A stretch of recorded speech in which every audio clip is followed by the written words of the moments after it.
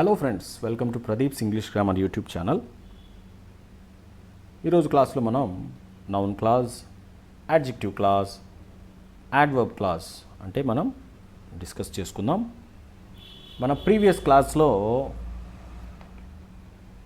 Main clause అంటే ఏంటి, subordinate clause అంటే ఏంటి మనం డిస్కస్ చేసుకున్నాం. మీరు ఆ వీడియో చూస్తేనే ఇప్పుడు చెప్పేది మీకు బాగా అర్థమవుతుంది ఫ్రెండ్స్. ఎవరైనా అది మిస్ అయినట్లయితే పైన ఉన్న ఇన్ఫర్మేషన్ కార్డులో ఇస్తాను, వాచ్ చేయండి.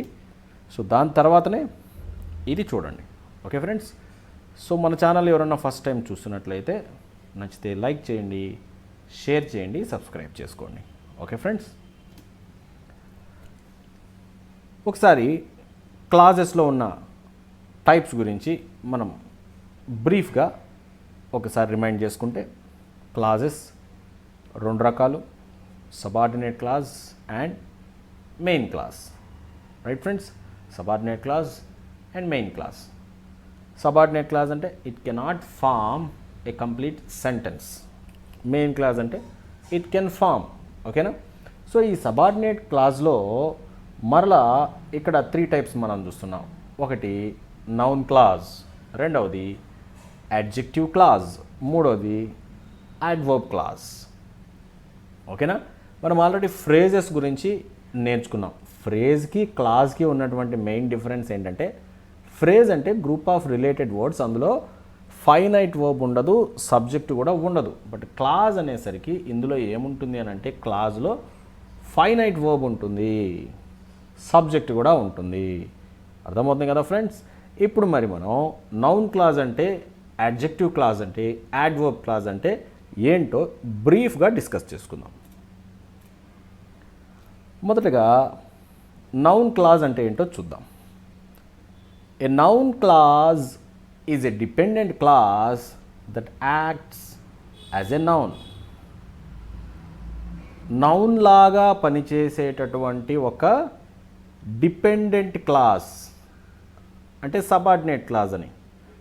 ఏ సబార్డినేట్ క్లాజ్ అయితే, సో క్లాజ్ మొత్తం కూడా ఒక నౌన్ లాగా పనిచేస్తే that is called noun clause. Noun clause అని అంటే simple, a noun clause is a dependent clause that acts as a noun.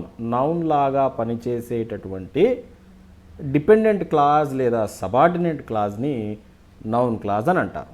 Noun clause అని అంటే నౌన్. ఓకే, తర్వాత యాడ్జెక్టివ్ క్లాజ్, సేమ్ ఇందాకట్లాగానే యాడ్జెక్టివ్ క్లాజ్ అని అంటే ఎలా పనిచేస్తుంది, యాడ్జెక్టివ్ లాగా పనిచేస్తుంది. ఓకేనా? యాడ్జెక్టివ్ క్లాజ్ యాడ్జెక్టివ్ లాగా పనిచేస్తుంది. తర్వాత యాడ్వర్బ్ క్లాజ్, యాడ్వర్బ్ క్లాజ్ కూడా ఏంటి, an adverb clause is a dependent clause that acts as an adverb. చూద్దామా మరి?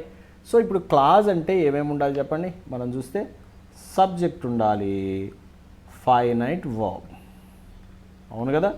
సో ఇక్కడ 3 రకాల క్లాజెస్ ఉన్నాయి. వీటిని మనం ఎలా ఐడెంటిఫై చేయాలి అనేది మనం చూస్తాం. Sentence number 1, I know where he lives. Where he lives అనేది ఒక dependent clause or subordinate clause, అవును కదా?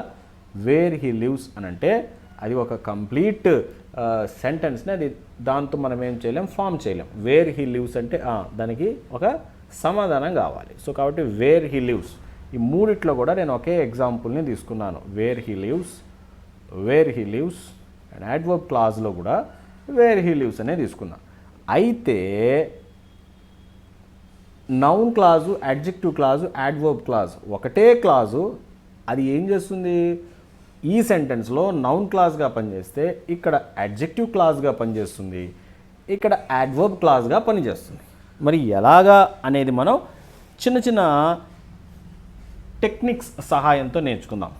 ఓకేనా? అది పెద్ద కష్టమేం కాదు, ఆఫ్ కోర్స్ తెలిసినటువంటి టెక్నిక్. చూడండి, నౌన్ క్లాజ్ అని కానీ మనం ఆలోచించినట్లయితే, సో నౌన్ అని అంటే ఏం చెప్పుకున్నాం, మనం ఆల్రెడీ కొంత డిస్కస్ చేసుకున్నాం. నౌన్ అంటే అది ఎక్కడ ఉంటుంది, ఒక సెంటెన్స్కి సబ్జెక్ట్ ప్లేస్లో కానీ ఆబ్జెక్ట్ ప్లేస్లో కానీ ఉంటుంది. ఇంగ్లీష్ యొక్క సింటాక్స్ చూస్తే సబ్జెక్ట్, వర్బ్, ఆబ్జెక్ట్. ఈ సబ్జెక్ట్ ప్లేస్లో కానీ ఆబ్జెక్ట్ ప్లేస్లో కానీ ఉండేవి నౌన్స్ కానీ ప్రొనౌన్స్ కానీ, అవును కదా. సో కాబట్టి నౌన్ క్లాజ్ అని అంటే దాన్ని ఎలాగ గుర్తుపట్టవచ్చు అనంటే ఇది సెంటెన్స్లో సబ్జెక్ట్ లేదా ఆబ్జెక్ట్ స్థానంలో ఉంటుంది అనేది ఒక గుర్తు, ఓకేనా. మరి చాలా జాగ్రత్తగా గమనిస్తే దీన్ని మనం ఐడెంటిఫై చేయటానికి మనము వాట్ అనేటటువంటి డబుల్ హెచ్ క్వశ్చన్ వర్డ్ని యూజ్ చేస్తాం. గుర్తుపెట్టుకోవాలి, వాట్ అనేటటువంటి డబుల్ హెచ్ క్వశ్చన్ వర్డ్. చూద్దాం ఎట్లాగా అని. I know where he lives. ఇక్కడ వేర్ హీ లివ్స్ అనే దాని కింద అండర్లైన్ ఉంది. ఇప్పుడు వేర్ హీ లివ్స్ అనేది ఏంటి అంటే ఐ మీన్ నౌన్ క్లాజా, అడ్జెక్టివ్ క్లాజా, యాడ్వర్బ్ క్లాజా మనం చూస్తే గమనించండి. ఐ నో నాకు తెలుసు. ఏం తెలుసు అంటే ప్రశ్న ఇలాగ మనం ఫ్రేమ్ చేసుకోవాలా. What do I know, what do I know, what do I know అంటే నాకు వచ్చే సమాధానం ఏంటి, నాకు తెలుసు. ఏం తెలుసు, వేర్ హీ లివ్స్. అంటే వాట్ అనేటటువంటి డబుల్ హెచ్ క్వశ్చన్ వర్డ్కి సమాధానం వచ్చింది కాబట్టి సో ఈ వేర్ హీ లివ్స్ అనేది ఏంటి, నౌన్ క్లాజ్ అని అర్థం, ఓకేనా. నౌన్ క్లాజ్ అనే దాన్ని ఐడెంటిఫై చేయడానికి చిన్న టెక్నిక్ ఏంటంటే వాట్ అనేటటువంటి డబుల్ హెచ్ క్వశ్చన్ వర్డ్తో మనం ఒక క్వశ్చన్ ఫ్రేమ్ చేయగలిగితే వచ్చేటటువంటి ఆన్సర్ నౌన్ క్లాజ్ అవుతుంది. Clear friends. ఆ తర్వాత చూస్తే యాడ్జెక్టివ్ క్లాజ్. యాడ్జెక్టివ్ క్లాజ్ అని అంటే ఏం పని చేస్తుంది, ఒక యాడ్జెక్టివ్ పని చేస్తుంది. యాడ్జెక్టివ్ ఏం చేస్తుంది, సెంటెన్స్లో ఉన్నటువంటి నౌన్ని కానీ ప్రొనౌన్ని కానీ క్వాలిఫై చేస్తుంది, అంతే కదా, అంతేనా కదా. సో కాబట్టి ఇప్పుడు యాడ్జెక్టివ్ క్లాజ్ని మనం ఎలా ఐడెంటిఫై చేయొచ్చు అని అంటే ఇక్కడ I know the place where he lives అని ఉంది కదా. సో కాబట్టి ఈ వేర్ హీ లివ్స్ అనేది ఇక్కడ ఏంటంట, యాడ్జెక్టివ్ క్లాజ్ అంట. మరి ఇది ఎలాగ ఐడెంటిఫై చేస్తున్నామంటే గమనించండి ఫ్రెండ్స్, ఇక్కడ ఏదైతే ఉందో క్లాజ్ వేర్ హీ లివ్స్ అనే క్లాజ్ ఏదైతే ఉందో క్లియర్, దానికి ముందు ఉన్నటువంటి నౌన్ ఉంది చూసారా. సో చూసారా ఈ క్లాజ్కి ముందు ఏముంది చెప్పండి, ద ప్లేస్. సో ఇలాగా క్లాజ్కి ముందు అంటే యాంటీసిడెంట్ అంటారు, ముందు గనక ఒక నౌన్ ఉంటే అప్పుడు మనం క్లియర్గా చెప్పేయచ్చు ఇదేంటి, యాడ్జెక్టివ్ క్లాజ్ అని. చూడండి I know, so I know the place where he lives. So where he lives అనేది క్లాజ్. ఏ క్లాజ్, యాడ్జెక్టివ్ క్లాజ్. ఎలాగా చూడండి, వేర్ హీ లివ్స్కి ముందేముంది, ద ప్లేస్ అనేటటువంటి నౌన్ ఉంది. అర్థమవుతుంది. యాడ్జెక్టివ్ క్లాజ్ని అలా ఐడెంటిఫై చేయొచ్చు. ఇక్కడ చూడండి ఐ నో అని, నో అంటే వర్బ్ కదా, ఐ నో అనుండి ఇక్కడ ఏమీ లేదు, వేర్ హీ లివ్స్కి ముందు ఎటువంటి నౌన్ కూడా లేదు మొదటి దాంట్లో. And third one adverb clause. Adverb clause, adverb అంటే ఏం చేస్తుంది, అది ఒక సెంటెన్స్లో వర్బ్ని కానీ యాడ్జెక్టివ్ని కానీ యాడ్వర్బ్ని కానీ ఏం చేస్తుంది, క్వాలిఫై చేస్తుంది. అయితే ఇక్కడ మనం యాడ్వర్బ్ క్లాజ్ని ఐడెంటిఫై చేయాలి అని అంటే మనము నౌన్ క్లాజ్కి ఏ డబుల్ హెచ్ క్వశ్చన్ వర్డ్ని వాడాము, వాట్ అనేటటువంటి డబుల్ హెచ్ క్వశ్చన్ని వాడటం జరిగింది. అయితే ఇప్పుడు మనం యాడ్వర్బ్ క్లాజ్ని ఐడెంటిఫై చేయటం కోసం మనము why, when, where, how, so మెయిన్గా ఈ 4 డబుల్ హెచ్ క్వశ్చన్ వర్డ్స్ వీటికి గనక సమాధానం తెలిసింది అని అంటే అది ఏ క్లాజ్ అవుతుంది, యాడ్వర్బ్ క్లాజ్ అవుతుంది, అంతే కదా ఫ్రెండ్స్. చూడండి ఇవి 4 డబుల్ హెచ్ క్వశ్చన్ వర్డ్స్ ఏం ఇండికేట్ చేస్తాయి అని అంటే that tell something about a verb, that tell something about an adjective or another యాడ్వర్బ్ని అవి మనకి తెలియజేస్తాయి, ఓకేనా. మరి ఇక్కడ చూస్తాం I went where he lives. I went where he lives, నేను వెళ్ళాను.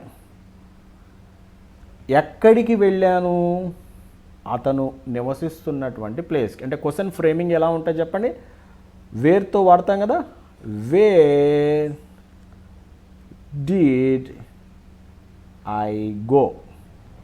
So where did I go, నేను ఎక్కడికి వెళ్ళాను, ఎక్కడికి వెళ్ళాను అంటే అతను ఉండేటటువంటి నివసించేటటువంటి స్థలానికి, వేర్ హీ లివ్స్. సో కాబట్టి దేనికి సమాధానం వచ్చింది ఇక్కడ, వేర్ అనేదానికి సమాధానం వచ్చింది. కాబట్టి ఇది ఏం క్లాజ్ అవుతుంది, యాడ్వర్బ్ క్లాజ్ అవుతుంది. ఓకే ఫ్రెండ్స్, ఈ క్లాస్లో మనం సింపుల్గా పెద్ద కష్టం కూడా పడకుండా సింపుల్గా నేర్చుకోవాల్సింది ఏంటి అని అంటే చెప్తాను చూడండి.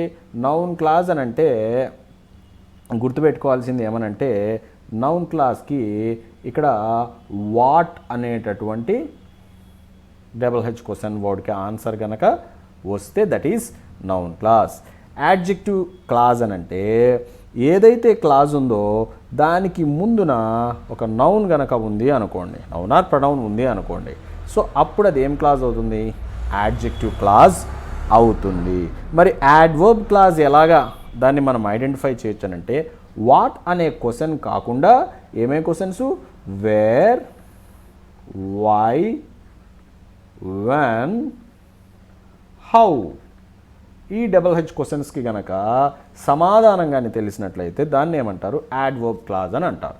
సో ఇప్పుడు కొన్ని ఇక్కడ ఉన్నాయి క్వశ్చన్స్, అందులో అండర్లైన్ చేసినటువంటి పార్ట్ వచ్చేసి క్లాజ్, అది ఏ పార్టో మీరు ఐడెంటిఫై చేసే ప్రయత్నం చేయండి. మీరు వీడియోని చూస్తున్నట్లయితే కొంచెం పాస్ చేయండి, ఆ తర్వాత మీరు కరెక్ట్ ఆన్సర్ చూసుకోవచ్చు. సో ఇప్పుడు నేనైతే ఎక్స్ప్లెయిన్ చేస్తాను చూడండి.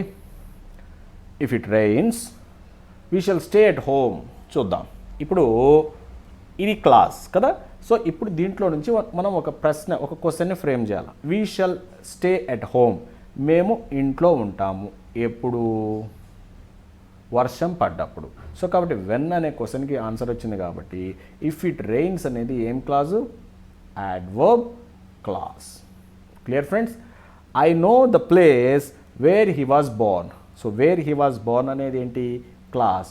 సో దీనికి ముందు ఏముంది చెప్పండి, ద ప్లేస్. ఓకేనా? సో కాబట్టి నౌన్ ఉంది కాబట్టి ఇక్కడ వేర్ హీ వాజ్ బోర్న్ అనేది ఏమవుతుంది, యాడ్జెక్టివ్ క్లాజ్ అవుతుంది. The umbrella which has a broken handle is mine. చూడండి, విచ్ హ్యాజ్ ఎ బ్రోకెన్ హ్యాండిల్కి ముందు ఏముంది, ది అంబ్రిల్లా అని ఉంది. సో నౌన్ ఉంది కాబట్టి ఇది కూడా ఏమవుతుంది, యాడ్జెక్టివ్ క్లాజ్ అవుతుంది. ఓకేనా? I have seen the house. చూసారా, వేర్ నెహ్రూ వాజ్ బోర్న్ అని ఉంది, దానికి ముందు ఏముంది, ద హౌస్ ఉంది. సో ఇది కూడా ఏమవుతుంది, యాడ్జెక్టివ్ క్లాజ్ అవుతుంది. I don't know what I will do. I don't know what I will do. చూడండి, ఐ డోంట్ నో అంటే నాకు తెలియదు. ఏం తెలియదు అంటే ఇక్కడ మనం వాట్ యు డోంట్ నో అనంటే దానికి వచ్చే సమాధానం వాట్ ఐ విల్ డూ, ఏం చేయాలో నాకు తెలియదు. అవును కదా? వాట్ అనేటటువంటి క్వశ్చన్తో మనం ఒక క్వశ్చన్ని ఫ్రేమ్ చేసుకున్నట్లయితే మనకు వచ్చే సమాధానం వాట్ ఐ విల్ డూ. కాబట్టి ఇదేమవుతుంది, నౌన్ క్లాజ్ అవుతుంది. I hope, what do I hope, that I shall get a prize. So కాబట్టి ఇది కూడా ఏమవుతుంది, నౌన్ క్లాజ్ అవుతుంది. వీ ఈట్, వీ ఈట్ మేము తింటాం. ఇక్కడ ఏం తింటాము అని కదా ఆన్సర్ ఉంది, దట్ వీ మే లివ్ అని ఉంది. అవును కదా, బతకటానికి. సో ఎందుకు తింటాం, సో ఏం ప్రశ్నకి సమాధానం వస్తుంది, వై అనేటటువంటి ప్రశ్నకి సమాధానం వస్తుంది. వీ ఈట్ వై, ఎందుకు, so that we may live. కాబట్టి ఇదేమవుతుంది, యాడ్వర్బ్ క్లాజ్ అవుతుంది. ఓకేనా ఫ్రెండ్స్? సింపుల్గా ఇదనమాట. ఓకేనా? ఇంకా మీకు ఏమైనా డౌట్స్ ఉన్నట్లయితే కామెంట్స్లో మీరు నాకు మెసేజ్ చేయండి. Okay friends, that's all for today. Thank you.